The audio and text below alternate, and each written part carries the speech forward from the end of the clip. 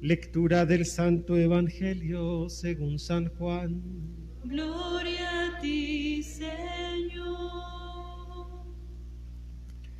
En aquel tiempo dijo Jesús a sus discípulos: El que me ama guardará mi palabra, y mi Padre lo amará, y vendremos a él y haremos morada en él. El que no me ama no guarda mis palabras, y la palabra que están oyendo no es mía, sino del Padre que me envió. Les he hablado de esto ahora que estoy a su lado, pero el Paráclito, el Espíritu Santo, que enviará el Padre en mi nombre, será quien se lo enseñe todo y les vaya recordando todo lo que les he dicho. La paz les dejo, mi paz les doy. No se la doy como la da el mundo, que no se turbe su corazón ni se acobarde. Me han oído decir, me voy y vuelvo al lado de ustedes. Si me amaran, se alegrarían de que vaya al Padre, porque el Padre es mayor que yo. Se lo he dicho ahora, antes que suceda, para que cuando suceda, crean. Palabra del Señor. Gloria a ti, Señor Jesús. Pueden sentarse.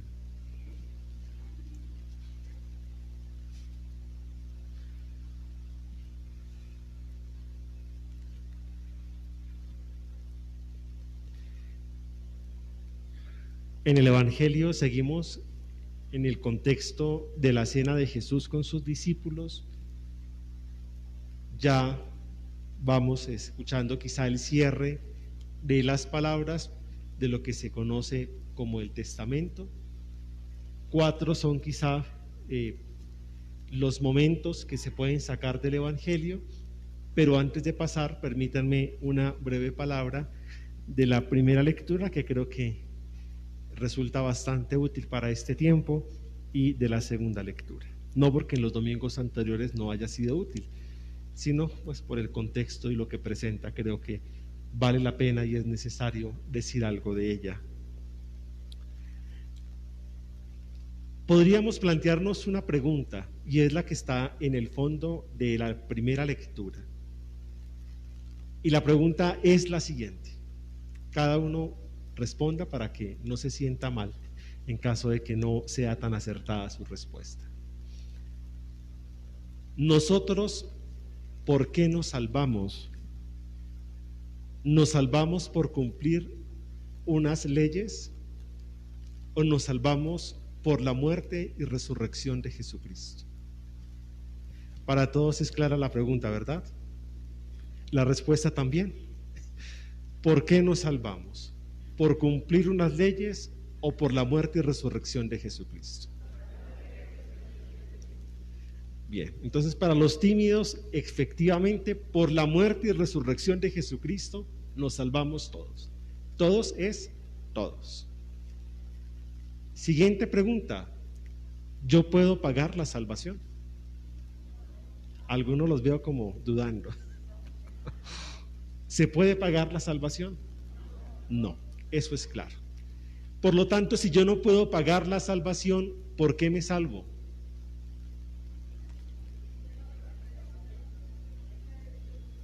Por pura gracia de Dios, así es sencillo, no hay otra. Por más rosarios que usted le ponga a la vida, por más novena al Señor de los Milagros, con todo el efecto y bien que hacen, yo no estoy diciendo que no. Por más penitencia y ayuno que usted haga, usted no se salva por todo eso.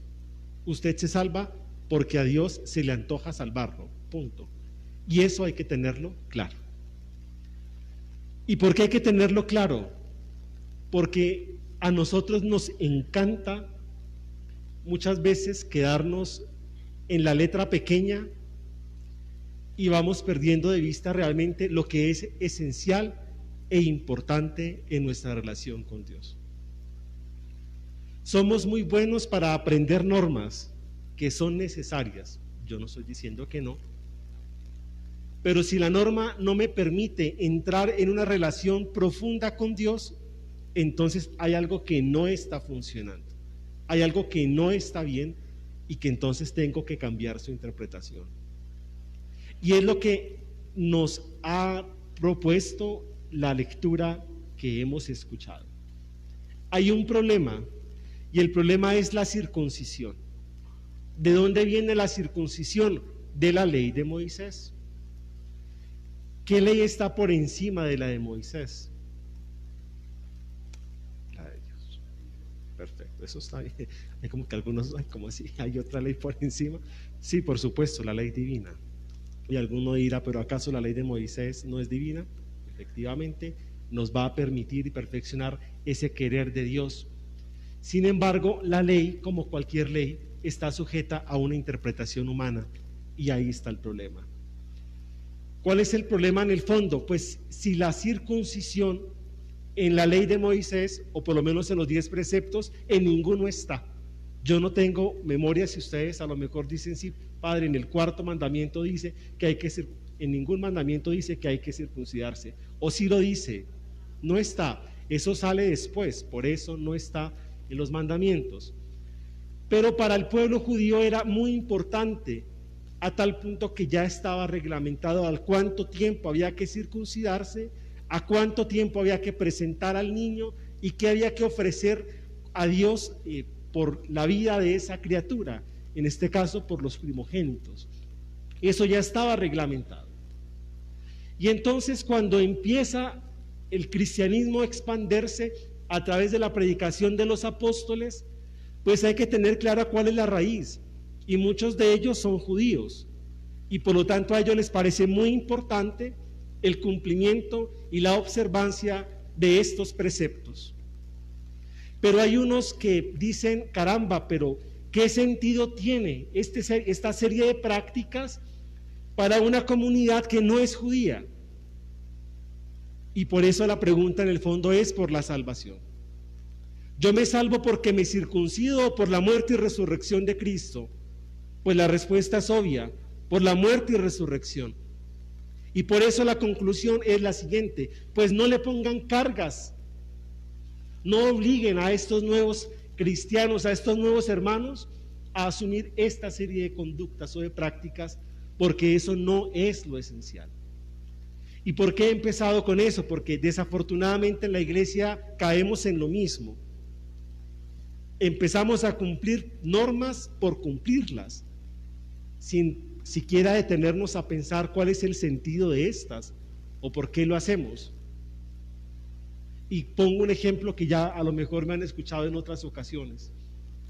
Cuando uno a lo mejor quizá se puede sentir mal porque no faltó a la Eucaristía, pues sí, faltó a la Eucaristía. Alguno dirá, claro, Padre, porque está mandado, está escrito, hay que ir a misa cada 8 días y fiestas de guardar. Digo, qué católico tan practicante y observante. Pero ¿qué es lo que molesta en el fondo? Es decir, ¿cuál es el pecado en el fondo? ¿No cumplir la norma? O a lo mejor lo que está en el fondo es el encuentro con Cristo, que te alimenta con su palabra y que se da en su cuerpo y en su sangre. ¿Qué es lo que te duele? ¿No haber cumplido la norma o no haberte encontrado con Cristo? No haberse encontrado con Cristo. Pero muchos no dicen eso cuando se confiesan. Es que no fui a misa. La norma. Pero no el sentido de la norma, el encuentro con Cristo. Y eso ustedes lo pueden llevar a cualquier otra serie de prácticas, normas y leyes. Insisto, no es que no sean importantes, es que nos quedamos en la letra menuda y no le damos el sentido a lo que nos propone la ley. ¿Cómo llegan a esta conclusión? A través del diálogo. ¿Y cómo puede iluminar esto nuestra vida?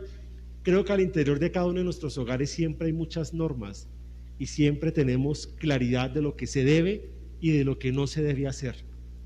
Pues ojalá cuando la cosa se complique nos sentemos a dialogar para que miremos cuál es el sentido de esas normas que hemos puesto y si eso realmente nos ayuda a ser mejores personas o por el contrario son trabas que ponemos para quitar la felicidad de los demás.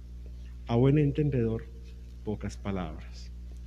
Eso es la iglesia en sus orígenes, y el Apocalipsis, porque Irán, y la segunda lectura que decía, el Apocalipsis nos recuerda a la iglesia futura, y la iglesia futura no se limita a una construcción, no se queda encerrada en un espacio, sino que hace parte del espíritu del resucitado.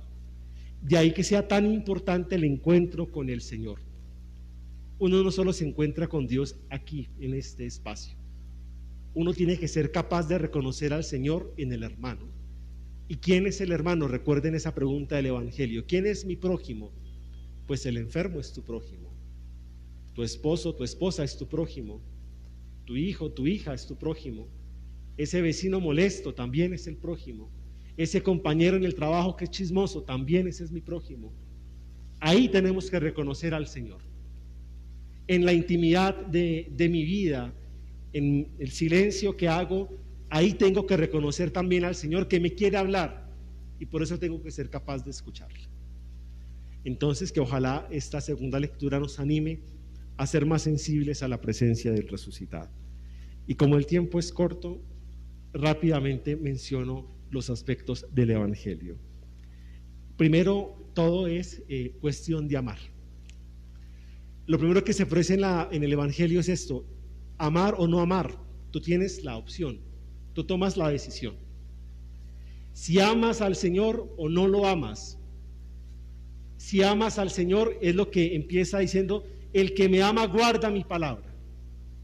Y entonces hay una promesa: mi Padre y yo vendremos y haremos morada en él. Pero si no me amas, entonces no guardas mi palabra. Y entonces viene la advertencia: mi palabra no es mi palabra, es la palabra de otro, es la palabra del Padre. Por lo tanto, si me rechazas, no me estás rechazando a mí, estás rechazando al Padre. Si lo queremos pasar a pregunta, preguntémonos nosotros a quién estamos amando. ¿Y cómo se sabe la respuesta? En lo que estamos haciendo a diario. ¿Guardamos la palabra del Señor? Y si guardamos la palabra del Señor, ¿la ponemos en práctica? Porque si no, entonces parecería que es como ese amor de palabra que dicen muchas veces los enamorados, pero que no entienden lo que significa el realmente decirle a otra persona: yo te amo, estoy dispuesto a morir por ti, a dar mi vida por ti. No ese amor tonto de las telenovelas. Ahorita no sé cuál está de moda, entonces no les puedo poner el ejemplo, pero como la trama en todas es la misma, entonces usted imagínese la novela que estén viendo ahorita. No sé si en la noche ya cambiaron, porque creo que estaban repitiendo las mismas de hace 10 o 15 años. Entonces, no es ese amor de telenovela tonto, es un amor profundo, es un amor que realmente nos lleva a salir de nosotros para dar la vida por los demás. Primero. Segundo, es una promesa. ¿Qué pasa si decido amar? ¿Qué hace Dios conmigo? ¿Qué me quiere regalar? Pues a cambio de ese amor quizá limitado que estoy dispuesto a dar, el Señor me va a dar su Espíritu Santo. Y es el Espíritu el que me va a hacer capaz de reconocer al Señor, de reconocerlo en el hermano, y el que me va a permitir incluso superar y vencer mi egoísmo. No es por nuestras fuerzas, hermanos, es por gracia de Dios. Uno no es bueno porque se lo proponga. Yo todos los días me propongo ser buena persona, no siempre me sale. Igual ustedes podrían decir exactamente lo mismo. ¿Cuántas veces no se levantan diciendo: hoy sí es el día, hoy voy a ser la persona más dulce? Y tan pronto se encuentran a Pepito, hasta ahí les llegó la dulzura, hasta ahí llegó el deseo de amar, hasta ahí llegó el deseo de ser buen cristiano. Y cuando están peleando en la casa con alguien, pues hasta que lo ven, hasta ahí llegó ese deseo, ese tal por cual: es que no me escucha, es que no me entiende, es que estoy cansado, cansada. ¿Ustedes no les pasa? Claro que pasa. Entonces uno no es bueno porque se lo proponga, necesita una gracia especial, y esa gracia es la del Espíritu Santo. Por eso hay que pedir al Señor esa fuerza, y todos los días hay que pedir al Señor que envíe sobre cada uno de nosotros ese Espíritu, para que nos ayude en esos buenos propósitos, y que esos buenos propósitos lleguen a un feliz cumplimiento o a un buen término, que es lo que siempre se dice. Tercero, la paz. Creo que ese es el regalo más grande que el Señor nos da, que no es simplemente un saludo, es más que un saludo. La paz es la capacidad que tenemos nosotros de acoger esa gracia, ese don que Dios nos da para construir algo distinto. La paz que el Señor nos da parte de las heridas, porque desea la paz en un momento muy complicado. Judas se ha ido a entregarlo, Pedro está a punto de negarlo, los otros discípulos están a punto de irse corriendo y dejarlo tirado, como se dice coloquialmente. Eso es lo que está pasando. ¿Y quién es capaz de decirle al otro la paz en ese escenario? Es complicado. Es como si usted supiera que su esposo o su esposa lo va a traicionar, que sus hijos lo van a dejar tirado y que lo van a dejar en la calle. Pues ¿quién va a decir la paz? Pues el Señor en ese escenario, imagínenselo tan cruel, dice: la paz les dejo, no se la doy como la da el mundo, que es una paz interesada, es una paz amañada, es una paz, me atrevería a decir, con lo que hemos vivido, que tiene muchos sapos. Yo hago esto, pero a cambio usted tiene que hacer esto, esto y esto. Y si usted utiliza bombas nucleares, pues yo también. Entonces démonos pasito, ni usted ni yo, porque esa es la paz que estamos acostumbrados a tener. ¿Y cuánto vale la vida de estas personas? Eso es paz. Entonces yo le doy esta plata y entonces usted se queda quieto. Esa es la paz.